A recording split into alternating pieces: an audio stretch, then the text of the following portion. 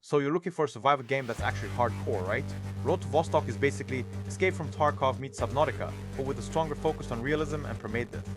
You're dropped into a post-apocalyptic border zone between Finland and Russia, and your goal is to survive long enough to cross into Vostok, a zone where one mistake can end your run.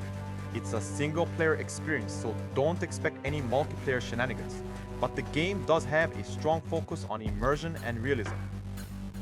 The core mechanic of Road to Vostok is all about survival. You'll need to scavenge for food, water, and medical supplies, all while avoiding the various dangers that lurk in the environment. The game has a strong focus on realism, so you'll need to manage your character's physical and mental state, including things like hunger, thirst, and fatigue. Combat is also a big part of the game, and it's pretty unforgiving. You'll need to use cover and stealth to take out enemies, and even then, there's always a chance you'll get caught out.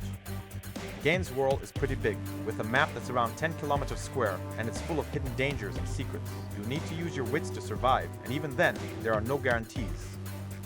Before I continue, if you're enjoying this no-fluff format, a subscribe really helps the channel grow. It takes 1 second. Alright, let's get back in. But here's the thing, Road to Vostok isn't just about survival. There are also some pretty deep systems at play, including a crafting system that lets you build your own gear and equipment. The economy is also pretty interesting, with a system that lets you trade resources and items with other characters. The progression system is also worth mentioning, as it's based on a pretty complex web of skills and perks that you can unlock as you play. And then there's the combat system, which is all about using the right tactics and strategy to take out your enemies.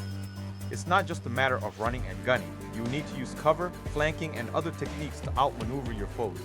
The game also has a pretty strong focus on exploration, with a big open world to discover and plenty of hidden secrets and areas to find.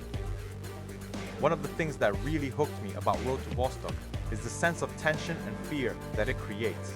The game's world is pretty scary, with all sorts of dangers lurking in the shadows, and the permadeath system means that you really feel the stakes. The game also has a pretty strong sense of atmosphere, with a great soundtrack and some really impressive sound effects. The graphics are also worth mentioning, as they're pretty impressive for a game made by a single developer.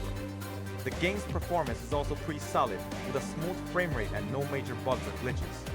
If you like games like Subnautica or Escape from Tarkov, you'll probably find that Road to Vostok scratches that same itch. Now, this game does have some problems. The survival mechanics can feel a bit shallow at times, and the game's world can feel a bit empty and devoid of life. The AI can also be a bit wonky, with enemies that sometimes behave in pretty weird ways.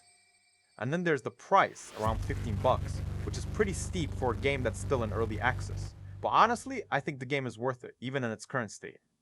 The developer is clearly passionate about the game, and it shows in the level of detail and care that's gone into the game's design. So is Road to Vostok worth your money? Honestly, I think it is. The game has a lot of potential, and the developer is clearly committed to supporting it and adding new content. The game's price is around $15, which is pretty reasonable for a game of this quality. If you're a fan of survival games or just looking for something new and challenging, I definitely recommend checking out Road to Vostok. If this helped, drop a like and subscribe. See you in the next one.